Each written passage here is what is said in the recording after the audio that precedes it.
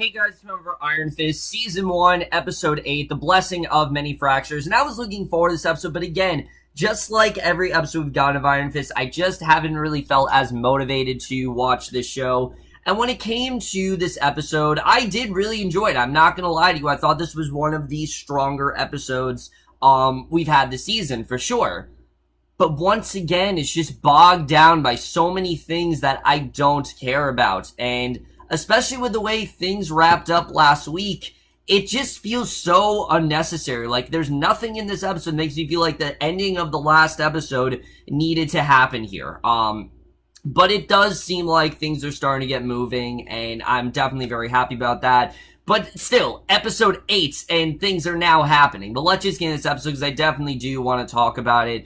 And I love the way things start. We see Claire, she's at her mom's apartment, reading a letter from Luke Cage, which just took me back to a much better show. Remember how integral Claire was to Luke Cage and how organically she fit in there and how she was even, one of the more central characters of that show. I'd argue it's probably the most important role she's had, even more than Daredevil, was on Luke Cage.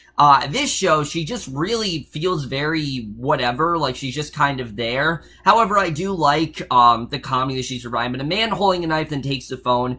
Danny gets Claire's voicemail and tells her to leave her mom's apartment because Gao may be sending her to, sending people to hurt her. So she comes back from the shower, discovers that her phone is gone, and as she hears a noise in the front door and goes over, someone then grabs her from behind, and we are obviously we are left to assume that this most likely is the person that, Danny was talking about. So Danny then arrives at Harold's penthouse, but he sees no one. There's a blood trail on the floor, and as someone comes up in the elevator, he hides. Colleen then motions Claire to be silent and points the shadows moving beneath the door. She barricades it with a chair, and they head out the back as the attackers try the door. Danny then grabs the arrival. He discovers that it's actually Ward, and I genuinely like this scene. Again, I'm not a huge fan of Ward, the actor, but I did like the way the scene was done. He says he thought Ward was the one in the hand, and Ward asks where Harold is, and Danny tells him that something has happened to Harold, and he thought Gao would back down after the attack that the hand had, and he says that he's not going to let Gao hurt anyone else.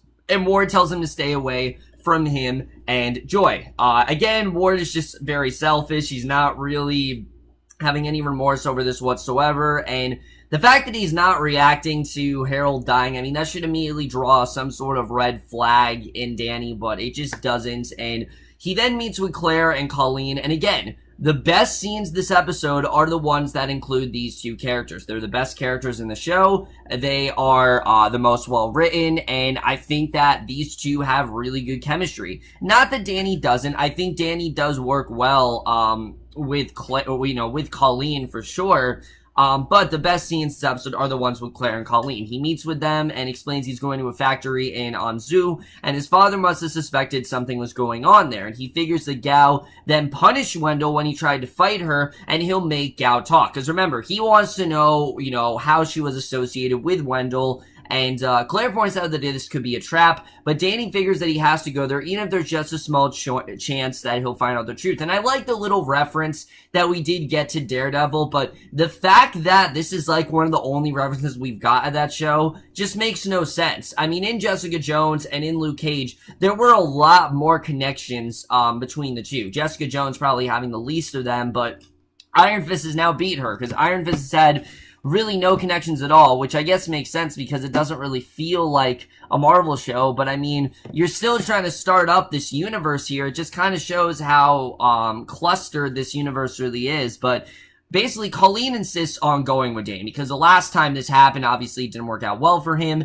and I like that she's very insistent. I'm like, alright, finally, and Claire says that it's her fight as well, and she's going after them, and giving in, Danny says that he's going to take Gao by surprise and grab her, but doesn't know what he'll do after that. And again, as much as Claire, I think, does stick out like a sore thumb in this show, I do think her motivation makes a lot of sense. She's obviously seen experience with the hand, and they almost attacked her. They now know her location, so obviously she wants wants to be involved with this as well. So at Ram we see Lawrence. He meets with Ward and Joy. He offers them mementos once they sign their termination agreements and offers them the same severance pay that they offer Danny. Because remember, they're not really, they've now basically gotten out of this contract and they've been indisposed. And Lawrence points out that they have no one to blame but each other, and bringing Danny in was a horrible decision. And Ward then notices blood in his shirt cuff and he watches it spread. And Joy then looks over and sees nothing and tells Ward to focus. Obviously, his father's death is haunting him, and Lawrence tells them that they have to sign or no deal, and Ward immediately agrees to sign without any hesitation whatsoever. He doesn't look it over, he just signs it, because that's totally what you should do. Don't ever read a contract, just sign away and don't worry about what a contract actually says. And if you guys can't tell, I'm obviously kidding. I mean,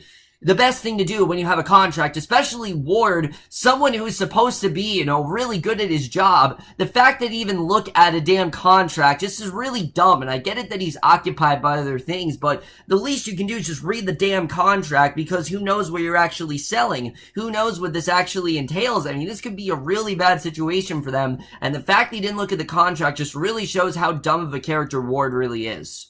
So Joy then asks for a few minutes alone, and once Lawrence leaves, she wonders why Ward is so eager to sign after he fought to keep Dane from returning. Which, yeah, I agree why. I mean, why the fuck would Ward just sign without looking at it? And he suggests that if their father hadn't tied their inheritance to the company, that Joy might actually be a horse breeder, and basically tells her that, oh, you got here because of our father, and that you didn't do this on your own. And Ward figures that it's their chance to live their own lives. And, I do agree. I mean, they haven't exactly been able to do that, but Joy agrees in part, but refused to walk away without a fight. She doesn't just want to step away from this company. This is a company that means something to her, and she doesn't just want to walk away from it.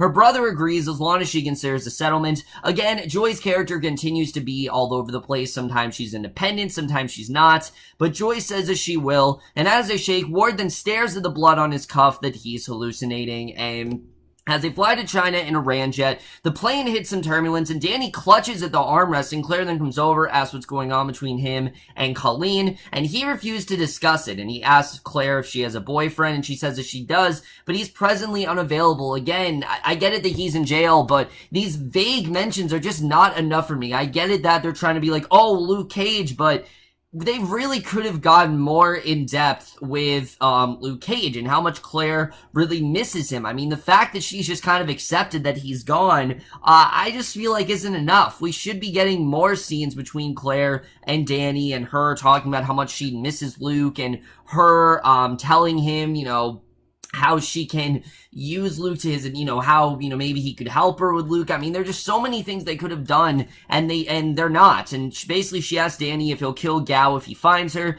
Danny says that he won't, but it would be his sacred duty if he did. We know, obviously, Gao's not going to get killed because, 1, she's in Defenders. 2, she's such a big part of this universe that's just not going to happen. 3, the show is just, it's too predictable for them to actually do that. So, Claire warns the killing is wrong no matter what reason, and Colleen asks if she'd feel the same way if someone killed her parents. And the plane then hits more turbulence. Claire assures him that it's a completely normal thing. He says that his mother told him the same thing before she was sucked out of their plane, and I'm just tired of hearing about it. Again, just the fact that they're not showing it to us, or just showing us these brief glimpses of things, isn't enough for me. I need more in depth with Danny as a character, and they're just not willing to do that. I don't think the show is doing it anytime soon, but Claire gets Danny to talk about what he's feeling. He describes what happened, and when he describes the monks, Danny says that he felt safe, and Claire tells him to focus on that feeling. So the turbulence dies down, Danny relaxes, and Ward then comes to Lawrence's office and explains that he and Joy are at an impasse. He explains that their severance be independent of Joy's, and will sign for only $30 million and pay Lawrence $500,000 for his personal convenience. Lawrence says that Harold would be ashamed to see his family fall apart, and Ward tells him he doesn't know anything about Harold, again, just trying to cover up the guilt. And after a moment, Lawrence tells Ward that Joy already rejected the offer, and basically, Ward says she doesn't speak for him, and he asks Lawrence to grant him his request as a favor. Lawrence says it's too late. He tells Ward that it's a shame the two of them are not really working, that the two of them are now working against each other, which, I mean, I could have told you that this was coming. I don't care about the storyline enough to really, feel bad for them, but Ward really did this to himself. I think it's just really predictable the way this is going, and I just think it's, Ward just continues to be a really annoying character, and I'm still not a fan of where this is really going.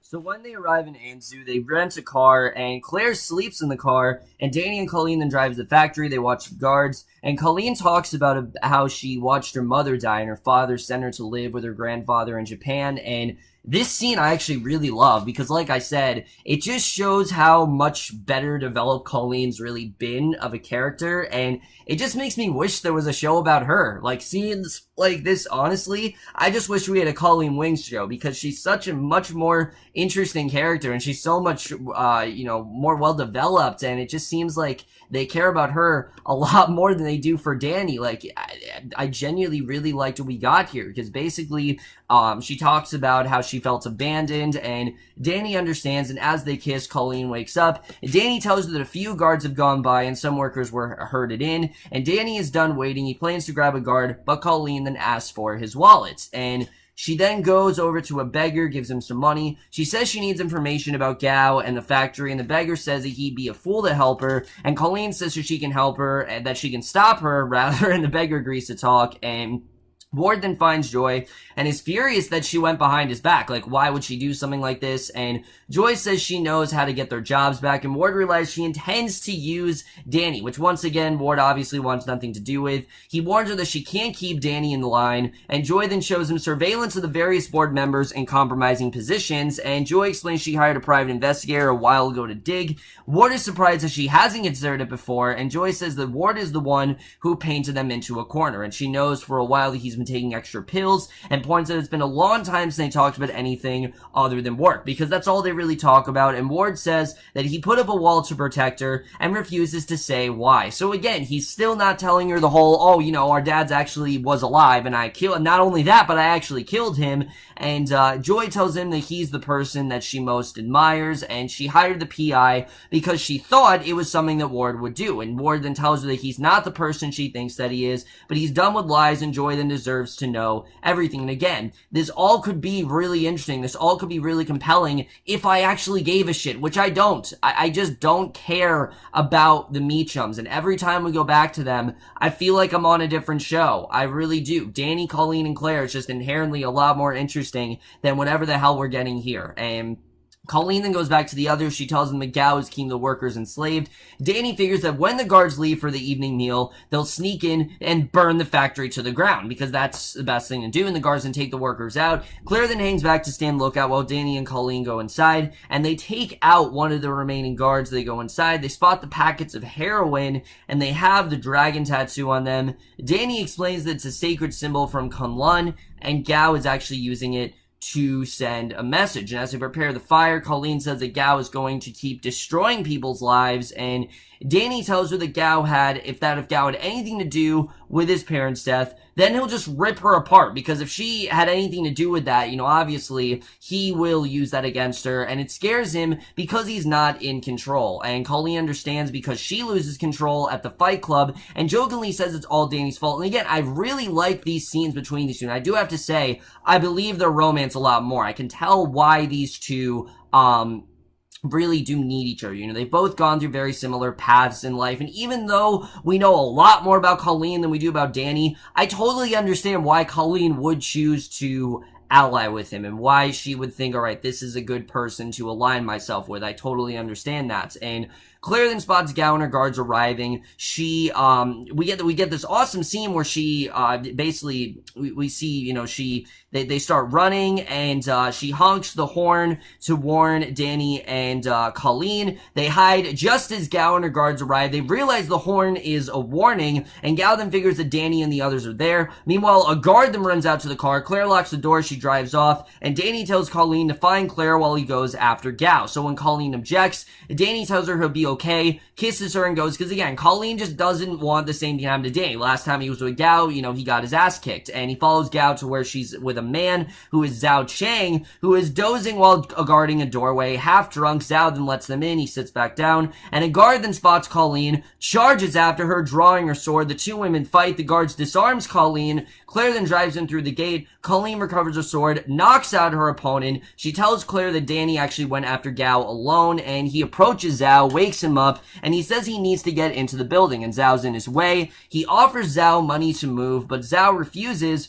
warns him against trying to move him. He explains he's actually a sworn defender of the hand, and his master insists on him drinking, and Zhao then staggers to his feet. He takes a drink. He says that they should get on with fighting, and he fights and drinks, and the two of them actually are sparring back and forth. Zhao continues taunting Danny, who finally knocks him back into the wall. He says he's remained true to his vow. Danny's there to actually punish rather than protect, and Zhao renews his attack. Danny knocks him back through the door. He beats Zhao until Colleen and Claire arrive, and Claire tells Danny to stop, and Claire confirms that Zhao is still alive. Now, I got the sense that he would just beat him to a pulp, but I actually thought that was a really well done scene. There haven't been many really well done action scenes on the show, but this was definitely one of the better ones. You know, you really felt the rage inside Danny. You could tell the desperation, you know, that he's ready to take on Gao and he won't let anyone stop him from doing that. And I thought they honestly presented a really well done narrative there. And that urgency, I really wish we had more of in the show, and it really does seem like we're starting to get more into that here.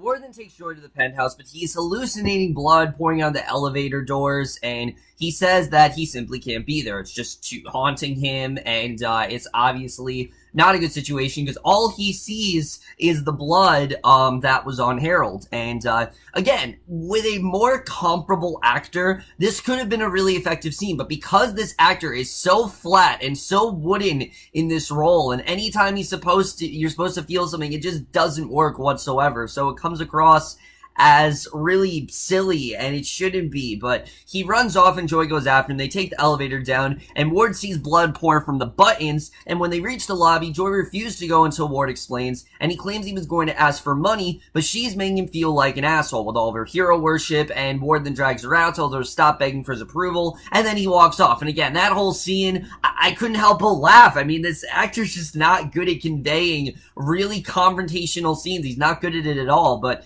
Danny then tells Claire that he's losing control. Gao and her guards then come out. She offers to teach him how to control his anger, and Danny then accuses her of killing his father. You know, he thinks for sure, oh, she had to be the one that caused it. And when he found out about the factory, Gao tells him to submit, and his friends will be granted a merciful death. And Danny promises to die first. You know, he wants to be the one to go out, and Gao says that she can't let him do that quite yet. She obviously needs him for something, so she tells her guards to kill Claire and Colleen, which you know is not going to happen, because once again, they're in the Defenders, so that's not going to happen. But they charge forward. One guard accidentally stabs the others with his blade. The guard goes into his convulsions. They realize that the weapons are actually poisoned, which I thought was actually a really cool twist, that they're poisoned, but Danny recognizes the symptoms from the dead pilots on the plane, so he knows immediately that this has to be the organization behind his parents' death. So he summons the Iron Fist. He realizes that Gao kills his parents, and he actually throws a punch, and the Iron Fist actually works here. He shatters the door just behind Gao's head. He grabs her, leads her away. Colleen and Claire follow, and that is the way this episode ends. Surprisingly, some really good stuff, but let's just get this episode where it's going to take us into the rest of the season.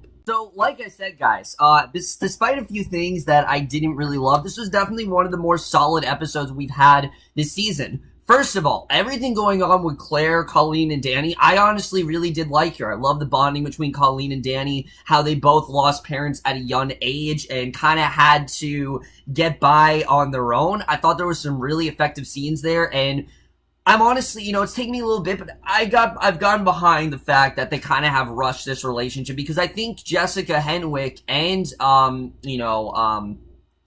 Finn Jones, they have relatively really good chemistry. They seem to work well together. Yes, Finn Jones isn't as, I guess you could say, charismatic as we wish he could be, but he's starting to get into it, and I think he honestly did a really good job in this episode, especially when you compare him to Tom Pelphrey. He's a lot better in this role than he should be, so he definitely was really great, who I really did love what he did in this episode. And like I said, the urgency of his storyline just felt a lot more prominent here. Like, it felt like, okay, now we're finally getting into it. Now we're finally seeing Danny get revenge on his parents, which, yes, we want to see for episodes now, but it finally seems like we're actually getting into it. This is actually a major thing in the story, and I'm really happy to see that, because I've been waiting for Danny to just start wailing on him, and I like that we're now getting this reveal that, you know, Gao killed his parents, and obviously Gao needs him for something. I mean, I'm not gonna lie, this is still kind of dragging out, but we're towards the end of the season, and I'm glad to see see that this is definitely going somewhere. So I definitely really did like what we got there.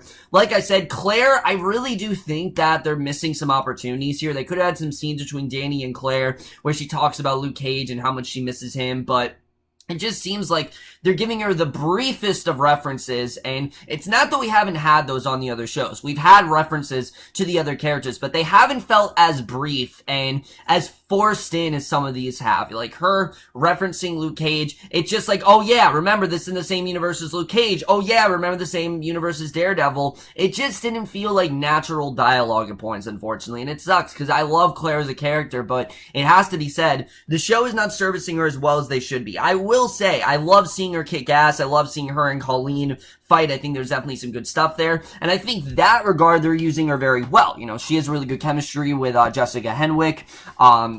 Rosario Dawson, just one of those actors I think that has good chemistry with anyone. I've never seen her not have good chemistry with someone on the show. It seems like anyone she has chemistry with, it's like instant amazing chemistry, but that's just kind of, again, that really goes into how great of an actress she really is. But in terms of, like I said, continuity stuff, I just think they're kind of, missing some opportunities there. And I do think that, they're wasting some stuff that could be quite, compelling to the story. There could be, and not that it's not compelling, obviously, that, the hand organization's after her and she knows how powerful they are. But if they maybe gave us a little bit more context as to what Claire's really been up to since we saw her in Luke Cage, then maybe I'd be even more into this story, but they didn't really do that. And Luke Cage, they did such a great job of making her feel like this was like her own story as much as it was Luke Cage, that I wish they did the same for Iron Fist, but they just didn't here. And that, again, it kind of disappointed me. The only problem here is Ward and Joy. I just don't care about the storyline. I don't care that Ward and Joy are against each other. I don't care that Ward is having these hallucinations of the blood. And I don't know why he won't just tell Joy already. This episode, they made it seem like Ward was finally going to tell Joy about Harold being alive and about the fact that he killed him. And it's going to come out eventually, but I just don't care that these two are against each other. I don't care about the tension between them. I really don't. I don't think it's an interesting story. I think it's been dragged out to death. I think Tom Pelphrey, again, he continues to really overact pretty much everything he does, and it's just not as convincing as it really should be. And nothing about this episode is like, oh yeah, Harold absolutely needs to die. In fact, it felt like this would be a lot stronger if Harold was still alive and, basically something was keeping him from telling his sister. I thought that would have been a lot more effective, but that's not where we go. Obviously, he's dead, and it just didn't feel as important to the story as it really should be. So I really was not that into that, I have to say. I want to be more into it, and again, there's some cool ideas there, like him hallucinating the blood. That's a really cool idea, but the actor just can't sell it. He's really bad at doing that stuff, and again, it was not convincing to me. But overall, guys, I definitely did enjoy this episode. This was definitely one of the strongest episodes we've had pretty much all season, and I am going to give Iron Fist Season 1, Episode 8, The Blessing of Many Fractures, a B. So over, guys, for me, this episode of Iron Fist. Let me know what you guys thought of this episode overall. Left your thoughts. Like I said, as these episodes go on, the main conflict is starting to feel more and more urgent, and I'm starting to get more into it. It's just that they remove the Meachums from the story, this would be a lot more effective of a show. That's really the thing. It's the Meachums that really are lowering things on the show. Other than that, though, everything else is starting to become really interesting. I'm really liking where we're heading with this story. But that's my review. Hope you guys enjoy. We'll see you guys in my next video, which will be for, if it's not for the next episode of Iron Fist, it will be for The Sinner, and I will see you guys for that. Okay, bye.